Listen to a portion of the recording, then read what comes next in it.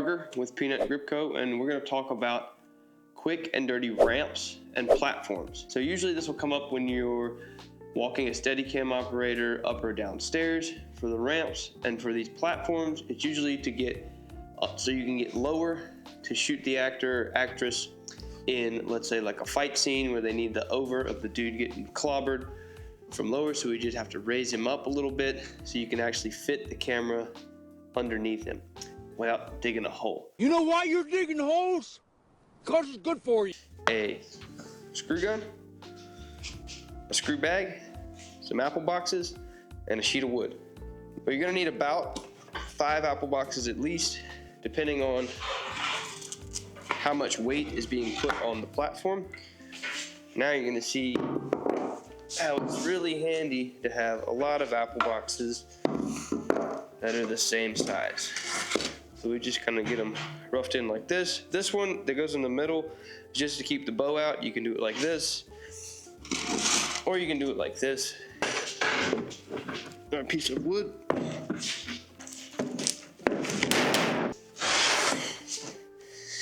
Ease all the way out to the corners. And now you've got platform. Now I wouldn't leave it like this if they were going to be doing a whole bunch of mumbo jumbo in here. Obviously we would take the screw gun, and the screw bag is going to need to get 2 screws, because when you pull this up you don't want the boxes to spin. If you only put one in there, doesn't matter where you put it, the box can still spin, and that's just not super awesome. But if we put 2 in there, obviously the box can't spin. Bam, bam, bam. Camera's here, right? Bam, bam, bam.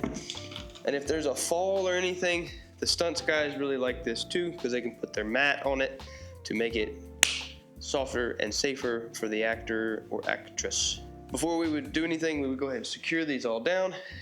That middle one too, just so it doesn't go anywhere. Sometimes you need to boost the camera operator up a little higher so they can get the right shot, and they'll need something that looks like this. Maybe they have to be here and take a step over, right, to keep the over. You can take some black paper tape and you can tape them together like this. You could even put some strips like this, right? And then those aren't gonna go anywhere. They're connected together. He doesn't have a seam. Or if you don't want to deal with peeling off all that tape after you're done, you can take a long endless ratchet strap. You can do it around like that, and you can secure them together like that. And that's a quick, easy way to make a little platform. If you're stacking apple boxes to get the operator a little bit higher, like this, you can use that same endless ratchet strap. Make sure you put the buckle where they can't step on it.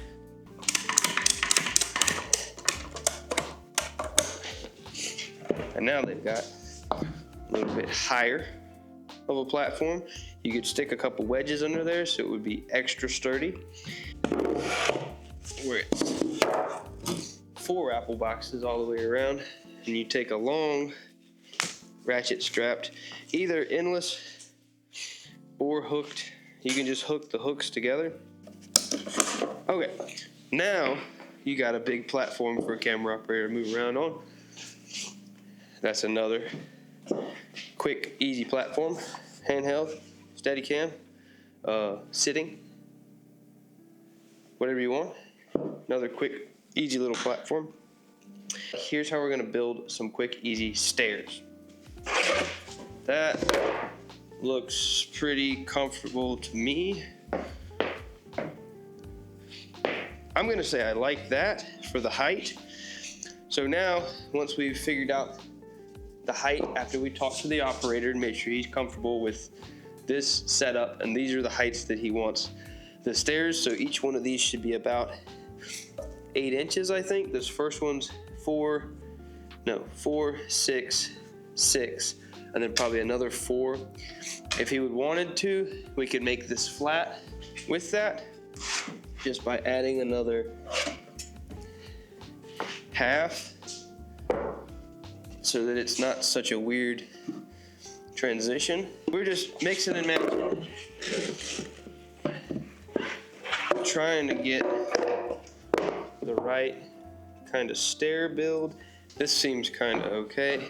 I mean, those are bigger steps, but it's all up to the operator's preference, and you can build these stairs in any sort of configuration that you want. Securing them together is the most important part though, and how we're gonna do that is twofold. So the first thing we want to talk about here is the foundation, right? We've started with big boxes and we've moved up into smaller boxes, and we're gonna have to secure every box to every other box. So the bottom ones, since we started with a good solid sturdy foundation, I'm just gonna strap together with this big long ratchet strap. Get all the twists out if you can. This is just for demonstration purposes. So that's holding the bottom together. And now for the tops, I'm gonna use ply pads. So these ones we can do like this. This one I might even switch to a piece of cribbing. But we'll get our screw gun.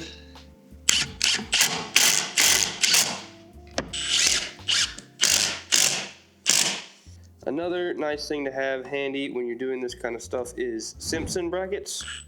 You can get these at your local big box hardware store, and they're also really handy for attaching Apple box platforms, stairs, ramps together. These long ones you can bend if you need to. They also make big wide ones with the pre-drilled holes, and 90-degree ones for your right angles, etc. We've got this column tied to this column, and then for these shorter ones, this would be a good place for a Simpson tie, because I'm trying not to get in the way of the tread. 1x4 cribbing, we can put that just like so, and we can put that just like so. If you've got holes that go all the way through, you can run straps through the whole thing as well. But I'm just gonna keep going, screwing this thing together, and we'll see how it comes out. Little trick if you're working with dimensional lumber or like regular wood, not plywood, is that if you're gonna run a screw through it and you don't get the chance to pre-drill a hole, you can run the screw backwards, right, in reverse, kind of fast, until that smoke comes out. That's what we call the magic smoke. And then you'll be able to run the screw through the wood without splitting it. See, it didn't split. I don't know how that works in principle, but it does, and I seem to use it a lot. Another little tip for wood like this is if you put two screws on the same grain, it's a greater chance of splitting the wood. So if you can stagger where they are by like an inch or so, you'll have a greater chance of not splitting the wood. Now, also, if we were on uneven ground, we would have all sorts of wedges and stuff under this to keep it sturdy. The last one I need to secure here is this top half apple box, which can be argued is the most important. Now, obviously we would do this to both sides of the thing to keep this thing rock solid, but you can already tell how much more stable it is and how much better of an experience this will be for the operator. Instead of jumping up here like a rabbit, that's just crazy. He's gonna walk up, she's gonna walk up, they're gonna walk up like a civilized human onto the stage, do all their bits and pieces with the band, and then they can walk back down. So that's quick, easy apple box stairs. Now let's talk about ramps. So obviously this piece of wood isn't long enough to come to the bottom, and I've only got it here for demonstration purposes to show you kind of the principles that go behind shoring up a ramp for a camera operator.